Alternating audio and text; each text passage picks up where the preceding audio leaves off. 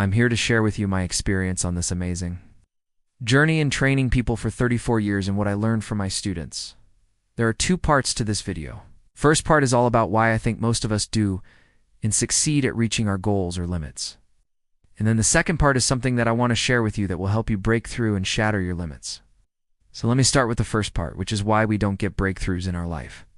If you look at human history, there are many examples of people who have achieved remarkable success and accomplished extraordinary things. But sadly, far more people never even try to reach their potential or chase their dreams. And of those that do, they end up giving up halfway and settling for mediocrity. So why do so many people fail to achieve their goals? Well, through my work with thousands of students over the last 3 decades, I found that it comes down to just 4 reasons. Reason no. One is not knowing what your limits are. If you don't know where you are now, how can you possibly figure out how to get to the next level? Imagine setting off on a road trip without a map or a GPS. You might drive around aimlessly for days without ever reaching your destination. That's what it's like trying to improve without knowing your starting point. That's why testing yourself is so important. It gives you that baseline measurement of where you stand. It allows you to see how you measure up and identify areas where you need to focus on improving. It's like having a map or a GPS for your training. Once you know where you are, you can start to plan a route to where you want to go. This is why we spend time at the beginning of each program helping the students get tested so they know where they're restarting from. Reason no. 2 is fear. Fear of failure, fear of success, fear of what others will think of them if they push themselves and maybe don't succeed. They feel embarrassed or they feel like a failure. They have all these negative thoughts and beliefs holding them back. What I found working with people for over 30 years is that almost every single person has some type of fear that's holding them back. But the difference between those that succeed and those that don't is simple.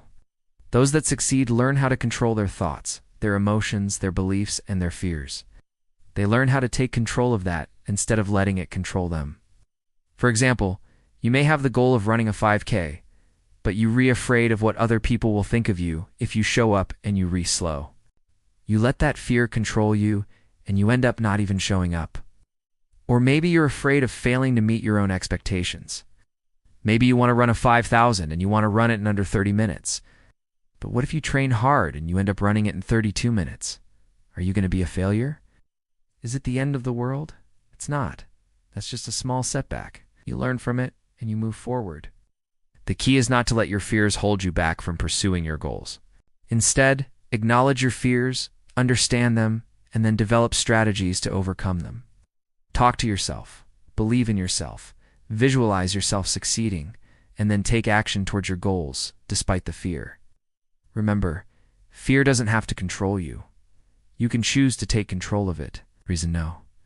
3 is a lack of discipline. Most people don't have the self-control and the self-discipline to stick to their plan. They lack the grit, the determination, and the resilience to keep going when things get tough.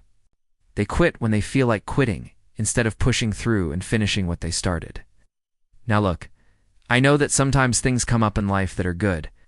Reasons to take a break or miss a workout or not follow the plan perfectly. Life happens. But the key is to make it a habit to follow your plan, to follow your training program, and to make it automatic. Nice. You want it to become second nature. This takes time and effort, but the results are definitely worth it. So how do you develop the self-discipline and the consistency to achieve your goals? We'll start by setting realistic goals that are specific and measurable. Break down your larger goals into smaller, more manageable steps. Create a schedule and stick to it as much as possible. Find an accountability partner who can help you stay on track and offer support and encouragement. Reward yourself for staying on track and celebrate your successes along the way. Remember, developing self-discipline takes time and effort, but the results are definitely worth it. And finally, reason no. 4 is poor planning. Many people dive into training without a plan. If they do and set goals, or if they do and have a clear idea of what they want to achieve. Others might have a plan, but it's too complicated or too overwhelming, and they end up getting lost or demotivated halfway through. Now look, I get it. Planning can be intimidating, but it doesn't have to be. In fact, I found that the best plans are actually quite simple. They focus on the most important aspects of training, and they leave room for flexibility and spontaneity. A great plan should include a clear statement of your goals, a timeline for achieving those goals, and a list of the steps you need to take to get there. It should also include strategies for dealing with setbacks and staying motivated. Planning helps you stay focused, motivated, and on track towards your goals. It allows you to visualize your success and make any necessary adjustments along the way.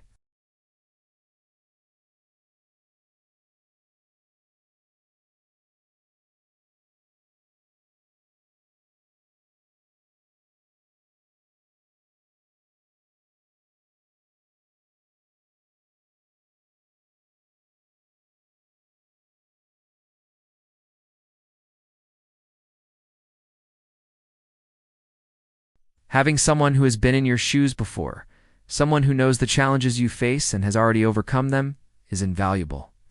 Here's what a coach brings to the table. First, a coach provides objective feedback. When you're working out alone, it can be hard to know whether you're doing things correctly or not. You might have bad form or technique and not even realize it. A coach can spot these issues quickly and correct them, which can save you from injury and help you get better faster. Second, a coach keeps you accountable.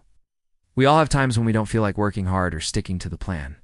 But a coach is there to keep you honest and on track. They'll help you push through the tough times and celebrate your successes along the way.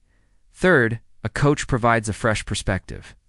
When you're struggling with a particular lift or exercise, a coach can come up with new ways to help you approach the problem and find solutions you might not have thought of on your own. They'll help you try different techniques and find what works best for you. Fourth, a coach provides emotional support.